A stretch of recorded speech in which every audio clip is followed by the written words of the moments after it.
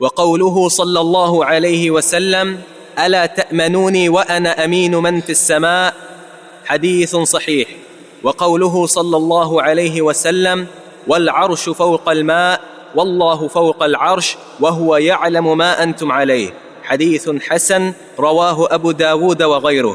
وقوله صلى الله عليه وسلم للجارية: أين الله؟ قالت: في السماء. قال: من أنا؟ قالت: أنت رسول الله. قال: أعتقها فإنها مؤمنة، رواه مسلم.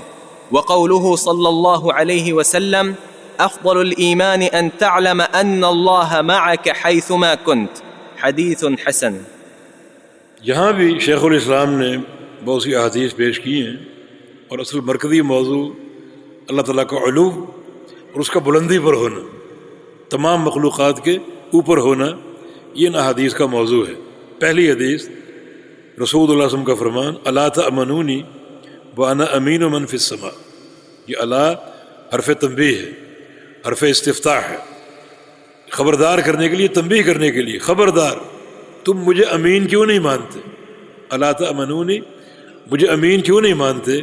وانا امین من فی السماء، حالانکہ میں امین ہوں اس ذات کی طرف سے جو آسمانوں پر ہے، اس ذات نے مجھے امین قرار دیا، تم مجھے امین کیوں نہیں مانتے؟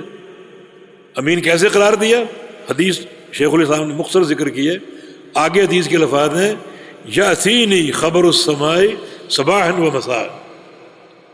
یأتینی، آتی ہیں میرے پاس، خبر السماء، آسمان کی خبریں، صبح اور شام اللہ بھیجتا ہے۔ تو اللہ مجھ پر کیوں بھیجتا ہے؟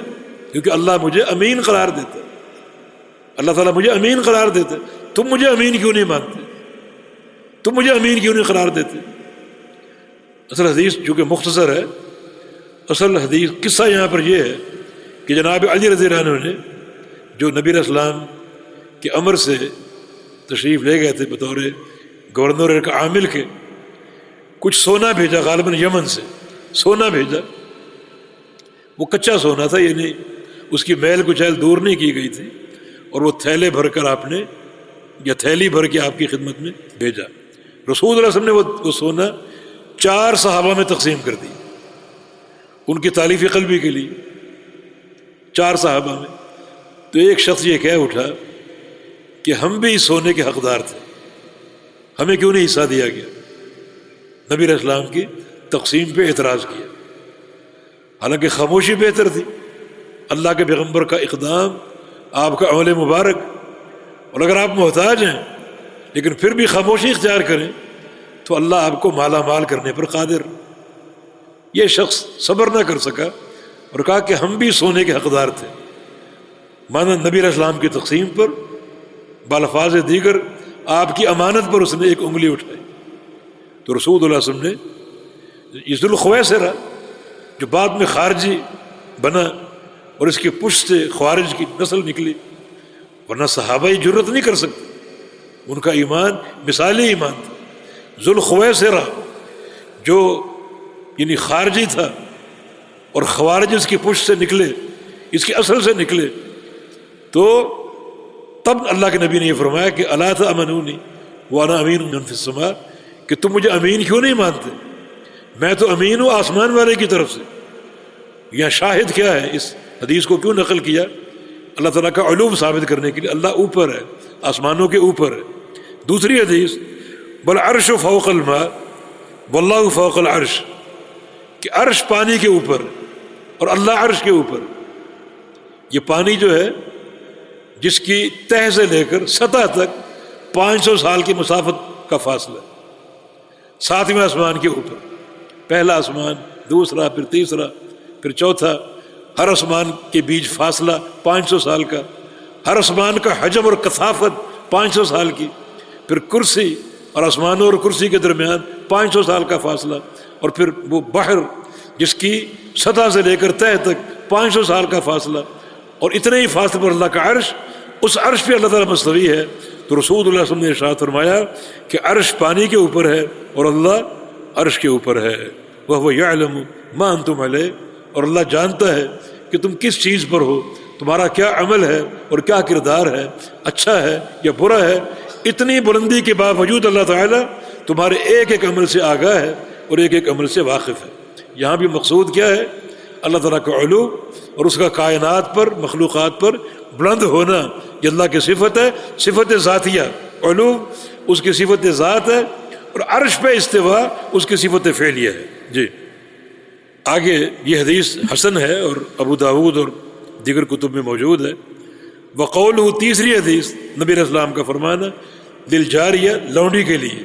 یہ لونڈی تھی معاویہ بن حکم صحابی رسول کی، ہم نے بتایا تھا نا، اس کو تھپڑ مار بیٹھا تو اس کو بڑا ملال ہوا، نبی علیہ السلام کے پاس آ گیا اور کہا کہ مجھ پر ایک نظر بھی تھی ایک لونڈی یا غلام آزاد کرنے کی، مومن، تو یہ لونڈی میرے پاس ہے لیکن پتہ نہیں یہ مومن ہے یا نہیں، تو اس کو آزاد کر دوں یا نہ کروں؟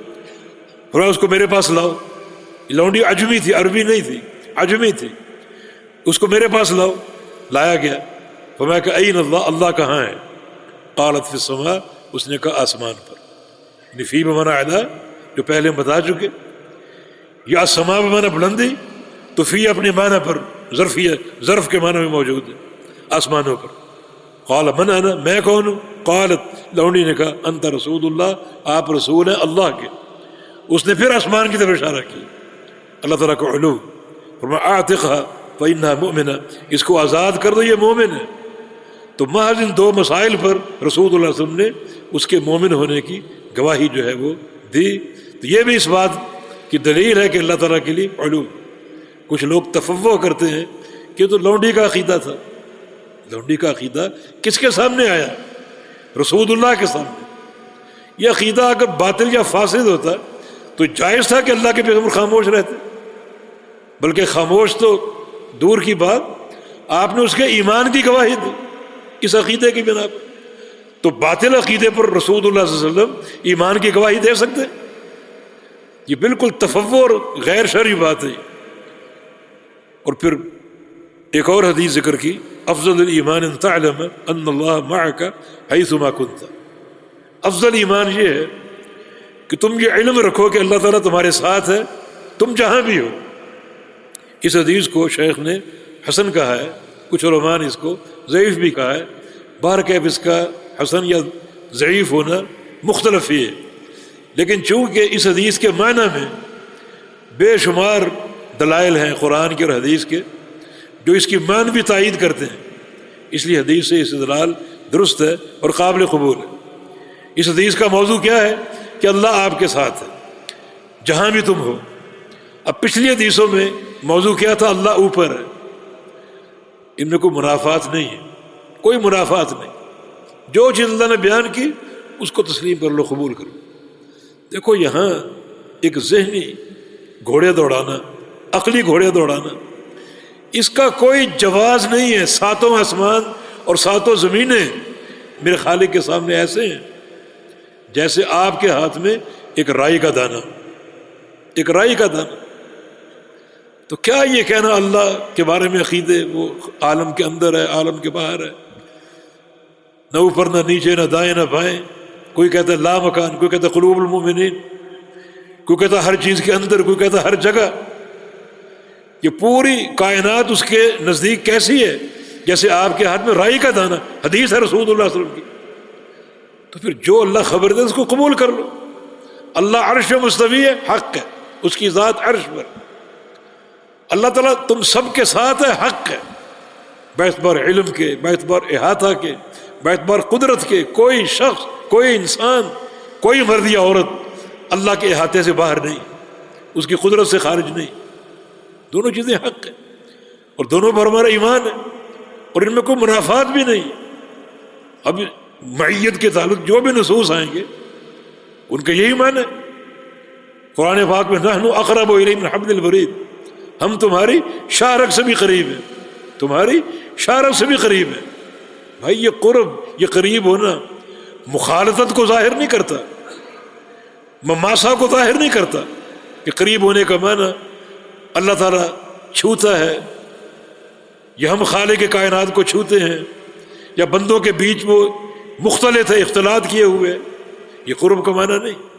اول تو اس کی تفسیر میں تقریباً علماء تفسیر متفق ہیں کہ اس سے مراد ملائکہ ہیں، فرشتے ہیں، کیونکہ فرشتے اللہ کے امر سے آتے ہیں، اللہ کے بھیجنے سے آتے ہیں، تو ان کا قرب اللہ کا قرب اس معنی میں لے سکتے ہیں، اس میں کوئی منافات نہیں ہے۔ اور اگر اس سے مراد یہ بھی لے لیں کہ اس مراد اللہ تعالیٰ ہے، ہم تمہارے قریب ہیں، تو درست ہے۔ وہ قریب کیسے ہے؟ جیسے اس کا شان ہے۔ کیا اس کے قریب ہونے کا معنی مخلوقات میں حلول کرنا ہے کہ مخلوقات میں اختلاط ہے جیسے ہمارا قرب ہوتا ہے؟ ہم ایک گھر میں رہتے ہیں، آپس میں قریب ہیں، باپ بیٹے کے، بیوی شوہر کے، وہ قرب اختلاط کے معنی میں۔ ایسا قرب اللہ کے لیے مانو گے؟ یہ تشبیہ ہے، وہ تشبیہ سے پاک ہے۔ اللہ کا قریب ہونا حق ہے، کتاب و سنت سے ثابت ہے، لیکن وہ قریب کیسے ہے؟ جیسے اس ذات کے لائق ہے۔ وہ عرش پر مستوی ہے، بلند ہے اور قریب ہے، اس کا قرب علو کے ساتھ ہے اور اس کا علو قرب کے ساتھ اور معیت کے ساتھ۔ وہ ہر شے پر قادر، اور پوری کائنات اس کے سامنے کیسی ہے؟ جیسے آپ کے ہاتھ میں رائی کا دانہ۔ تو کیا تعبیریں کرو گے اس ذات کے لیے، اور کیا اپنا علم ظاہر کرو گے؟ حقیقت یہ کہ عافیت یہی ہے کہ اللہ تعالیٰ کے بارے میں جو خبر آ گئی قرآن یا حدیث سے، اس پر ایمان لے۔